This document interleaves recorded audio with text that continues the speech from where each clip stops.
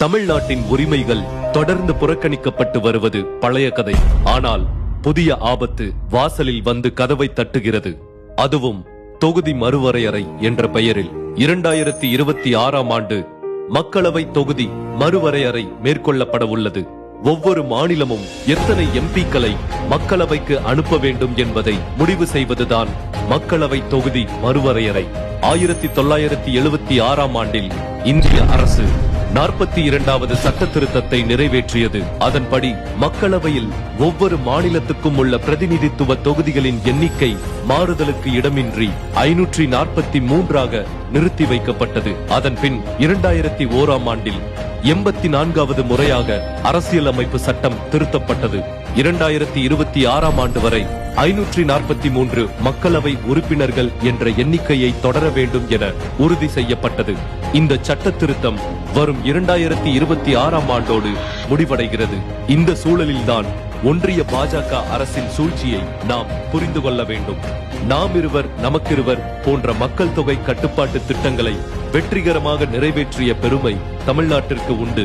அதே சமயம் பல வட மாநிலங்கள் மக்கள் தொகையை கட்டுப்படுத்த இன்று வரை எந்த நடவடிக்கையும் எடுக்கவில்லை. புதிய மக்கள் தொகை கணக்கெடுப்பிற்கு பிறகு மக்களவை தொகுதி மறுவரையறை செய்யப்பட வேண்டும். இங்குதான் பாஜக அரசின் சதி தொடங்குகிறது. ஒன்று, மக்களவை உறுப்பினர்களின் எண்ணிக்கையை 848ஆக அதிகரிப்பது.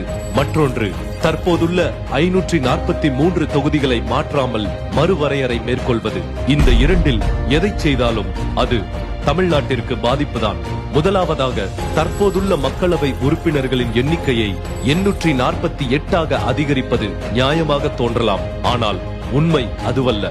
மக்களவை தொகுதிகளின் எண்ணிக்கையை 848ஆக அதிகரித்தால் தமிழ்நாட்டிற்கு வெறும் 10 மக்களவை தொகுதிகளே கூடுதலாக கிடைக்கும்.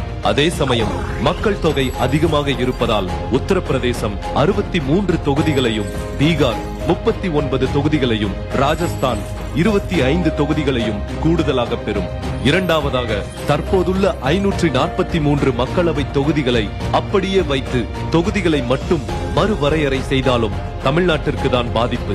அப்படி செய்தால் தமிழ்நாடு 8 தொகுதிகளை இழக்கும். அதாவது 39 மக்களவை தொகுதிகளில் இருந்து 31 தொகுதிகளாக குறையும். அதே சமயம் உத்தரப்பிரதேசம் 11 மக்களவை தொகுதிகளையும், பீகார் 10 தொகுதிகளையும், ராஜஸ்தான் 6 தொகுதிகளையும் கூடுதலாக பெறும். கல்வி, மொழி உரிமை, வரி பகிர்வு, பட்ஜெட் என தமிழ்நாட்டை தொடர்ந்து புறக்கணித்து வரும் ஒன்றிய அரசின் அடுத்த நகர்வுதான் தொகுதி மறுவரையறை. இதன்படி மக்கள் தொகையை கட்டுப்படுத்தாத இந்தி பேசும் வட இந்திய மாநிலங்களுக்கு கூடுதல் தொகுதிகளை ஒதுக்கி அவர்களுக்கு அதிகாரத்தை அள்ளிக் கொடுக்க போகிறார்கள். மக்கள் தொகையை கட்டுப்படுத்திய தமிழ்நாட்டிற்கு குறைவான தொகுதிகளை கொடுத்து நம்மை அதிகாரமற்றவர்களாக, குரலற்றவர்களாக மாற்ற திட்டமிடுகிறார்கள். எந்த ஊர் நியாயம் இது? ஒட்டுமொத்தமாக தமிழ்நாட்டை புறக்கணித்து தமிழ் மக்களை சொந்த நாட்டிலேயே அகதிகளாக்க வேண்டும் என்பதே பாஜகவின் சதி திட்டம். மக்களவை தொகுதி மறுவரையறை மூலம் நமது பிரதிநிதித்துவத்தை குறைத்து நமது குரலை பலவீனமாக்குவது ஒன்றிய பாஜகவின் திட்டம். இத்தகைய சதித்திட்டம் அரங்கேறினால் கல்வி, பொருளாதார கொள்கைகள், மாநில உரிமைகளில் தமிழ்நாட்டின் குரல் வலை நெரிக்கப்படும். நியாயமாக மக்களவை தொகுதி மறுவரையறையை செய்ய வேண்டும் அல்லது தற்போதுள்ள நிலையே நீட்டிக்கப்பட வேண்டும் என்பதே தமிழ்நாட்டின் வாதம். நாம் ஒன்றிணைந்து குரல் கொடுப்போம். தமிழ்நாட்டின் உரிமைகளை காப்போம்.